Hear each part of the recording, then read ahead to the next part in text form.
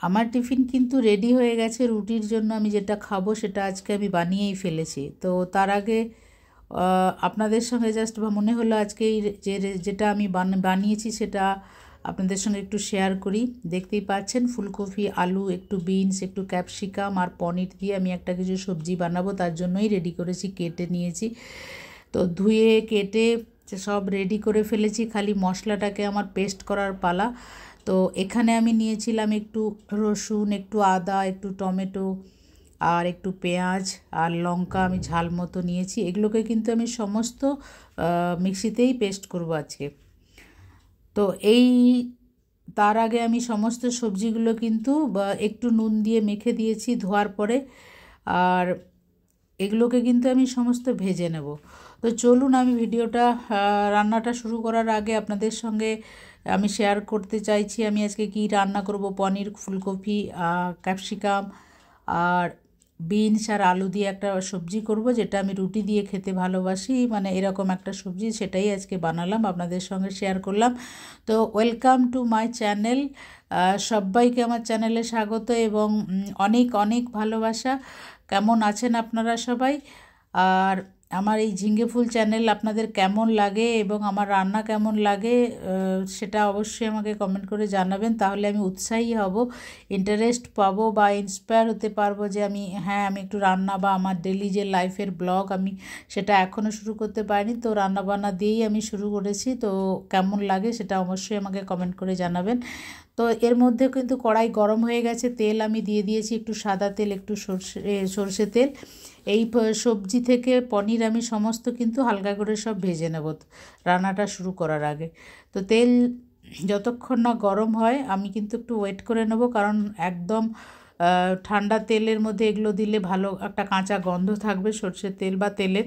তো গরম হতেই আমি কিন্তু আলুগুলো সব দিয়ে দিয়েছি। আলুগুলো দেওয়ার পরে আমি কিন্তু এইভাবে ভেজে নেব সব আলুগুলোকে।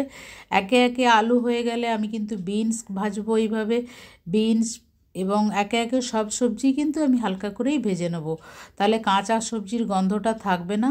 তার আগে এই ভাজতে ভাজতে চলুন আমি মশলাগুলো আগে পেস্ট করে নিই। এখানে একটু কাজু দিয়েছি, একটু পেঁয়াজ দিয়েছি, একটু 4 কোয়া রসুন দিয়েছি, একটু আদা দিয়েছি, লঙ্কা ঝাল মতো নিয়েছি, এগুলো পেস্ট করে নেব। তারপরে আমি একে একে সমস্ত সবজি, ফুলকপিও আমি ভেজে নিলাম। সমস্ত সবজি ভাজা হয়ে গেলে মোটামুটি হালকা করেই ভেজে নেব আর কি। ভাজা হয়ে গেলে কিন্তু আমি এই মশলার পেস্টটা দিয়েই রান্নাটা শুরু করব। আমি এখানে ফোড়নের মধ্যে যেটা নিয়েছি তেল দিয়ে, তেল তো গরমই আছে, এর মধ্যে আমি একটা এলাইচি দিয়েছি দেখুন, একটু দারচিনি, একটু তেজপাতা আর একটু লবঙ্গ, এগুলো সমস্ত কিন্তু আমি দিয়েছি এক টুকরো করে, সঙ্গে শুকনো লঙ্কা, একটু জিরে ফোড়নও আমি দেব। তো এই ছিল আজকে আমার ফোড়নের মশলা। এগুলো দেওয়ার পরে আমি কিন্তু এইবার এই পেস্ট করা মশলাটা কিন্তু এবার আমি দিয়ে দেব। তো আমার কিন্তু ফোড়নগুলো গরম হয়ে গেছে, এইবার আমি পেস্ট করা মশলাটা কিন্তু এবার আমি দিয়ে দিচ্ছি। এই রান্নাটার সময় কিন্তু এই সময় মশলা কষানোর সময় কিন্তু ফ্লেমটা আমি লো ফ্লেমে রেখেছি, যাতে মশলাটা ভালোভাবে ভাজা হয়, কাঁচা গন্ধটা, পেঁয়াজ, আদা, রসুন এগুলোর কাঁচা গন্ধটা চলে যায়। মশলা ভাজতে ভাজতে কিন্তু তেলটা ছেড়ে যাবে। তো মোটামুটি কিছুটা ভাজা হয়ে গেলে আমি কিন্তু ভালো করে নাড়াতে থাকবো ননস্টপ, নাহলে তলায় কিন্তু লেগে যাবে। একটু যদি শুকিয়ে যায় আমি কিন্তু অল্প একটু জলও দিয়ে দিতে পারি, অল্প একটু গরম জল আমি দিয়ে দেবো। তো আমার দেখুন অনেকটাই শুকিয়ে এসছে, তো আমি চেষ্টা করব একটু গরম জল দিয়ে দিতে, আর নাহলে নাড়তে হবে ননস্টপ লো ফ্লেমেও। আমি কিন্তু যেহেতু পেস্ট মশলা, তো মোটামুটি অনেকটাই ভাজা ভাজা হয়ে এসছে, গন্ধটা মোটামুটি ভাজার গন্ধটাই ছেড়েছে। তো এই অবস্থায় আমি কিন্তু আরেকটু ভালো নাড়িয়ে নেব এবং শুকিয়ে গেলে আমি কিন্তু অল্প একটু জল দিয়ে দিয়েছি, গরম জল, তাতে যাতে তলায়টায় না লাগে। তো এখানে আমি কিন্তু একটু হলুদ দিয়ে দেবো, জাস্ট কালারটা একটু চেঞ্জ করার জন্য হলুদ দিয়ে দেবো। তো দেখুন হলুদটা দিয়ে আমি আরেকবার ভালো করে মশলাটাকে আরেকটু নেড়ে নেব, ভাজাভাজি করে নেব। তো আজকে তার সঙ্গে দেখুন একটু কালার করার জন্য আমি কাশ্মীরি লঙ্কার গুঁড়ো আজকে দিলাম। এরপর কিন্তু আমি সবজিগুলো, যত ভাজা সবজিগুলো কিন্তু আমি সব দিয়ে দেবো, পনির থেকে শুরু করে বিনস, ফুলকপি, আলু, আর সমস্ত ক্যাপসিকাম সমস্ত কিন্তু আমি দিয়ে দিলাম। দিয়ে এবারে মশলার সঙ্গে ভালো করে মশলাটার সাথে সবজিগুলোকে কষাতে হবে এবং একদম লো ফ্লেমেই আমি কষাবো। এই ঠান্ডার মধ্যে এই রকম সবজি যদি গরম গরম থাকে আর সঙ্গে যদি রুটি থাকে, মানে আমি তো ভীষণ খুশি হই। ভাতের থেকে আমার ভীষণ পছন্দ এই সবজি দিয়ে, মানে বিশেষ করে ভেজ সবজির সাথে রুটিটা ভীষণ আমার পছন্দের, তাই আমি এভাবেই মাঝে মাঝেই বানাই। তো যেহেতু শীতের এই সবজিগুলো ভীষণ টেস্টি হয়, তো আজকেও আমি সকালবেলা থেকে উঠেই ঠিক করে নিলাম। দেখুন, কথা বলতে বলতে আমি কিন্তু অল্প একটু জিরে দিলাম, অল্প একটু ধনে দিলাম, মানে রেগুলারের অল্প মশলা দিলাম। আর নুন তো আমি প্রথম থেকেই দিয়েছি অনেকটাই, মানে সবজির মধ্যে, সেটা এবার আমি বুঝে দেব কতটা হবে, নাহলে বেশি নুন হলে আবার রুটি দিয়ে খেতে ভালো লাগে না।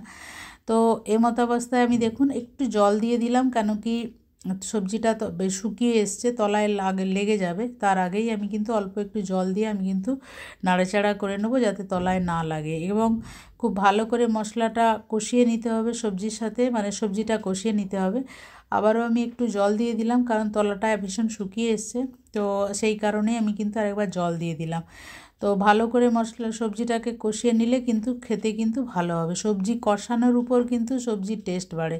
তো আমি কিছুক্ষণ নাড়াচাড়া করার পরে ঢাকা দিয়ে দিয়েছিলাম। আবারও আমি ঢাকা খুলে আবারও 2 মিনিট 3 মিনিট ঢাকা দেওয়ার পরে কিন্তু আমি ঢাকা খুলে আবারও একটু নাড়াচাড়া করে নিলাম। এবার আমি নুনটা বুঝে দেব, কতটা আমি আগে দিয়েছিলাম সেই বুঝে কিন্তু আমি নুনটা দেব। তো নুনটা দিয়ে আমি কিন্তু এবার নাড়াচাড়া একটু করে নেব, যাতে কি হয় যে মশলাটা একটু মোটামুটি ভালোভাবে সব সবজির মধ্যে করে মানে মেশে।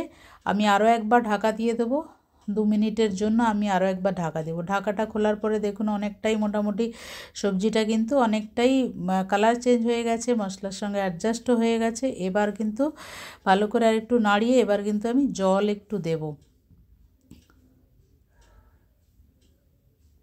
হ্যাঁ, এই দেখুন, কেন কি আপনি যদি যেহেতু মশলাটা শুকিয়ে এসছে, তো সেই জন্য তলায় লেগে যাওয়ার চান্স থাকে, তার আগেই একটু জল দিয়ে ভালো করে নাড়িয়ে নিতে হবে। এইভাবে 2-4 মিনিট নাড়াচাড়া করার পরে এবার কিন্তু আমি প্রয়োজন মতো যতটুকু সেদ্ধ বাকি আছে অল্প ততটুকুই জল দেব, এবং কতটা আমি গ্রেভি করে বানাবো বা শুকনো খাবো সেই বুঝে কিন্তু আমি জলটা দিলাম। তো এবার আমি ঢাকা দিয়ে দেবো।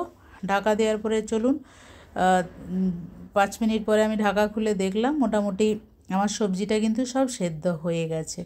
ভীষণ তাড়াতাড়ি রান্না হয় আর এই সবজিটা, এবং খুব টেস্টি হয়। রুটি দিয়ে খাওয়ার জন্য, পরোটা দিয়েও খাওয়ার জন্য, ভাতের সাথেও ভালো লাগে। তো আমার যেহেতু রুটি দিয়ে ভীষণ পছন্দের একটা খাবার, তাই আজকের দিনে আমি বানালাম। ঠান্ডাটা পড়েছে, এরকম খাবারের সাথে রুটি নিয়ে টিফিন নিয়ে গেলে আমার মনে হয় বেশি বেটার মনে হয় ভাতের থেকে। তো আমি রান্নাবান্না হয়ে গেছে, রেডি কিন্তু আমি করে ফেলেছি। তো আমার ভিডিও কেমন লেগেছে আজকে আপনারা জানাবেন আমার রান্নাটা। তো ততক্ষণের জন্য সবাই ভালো থাকবে।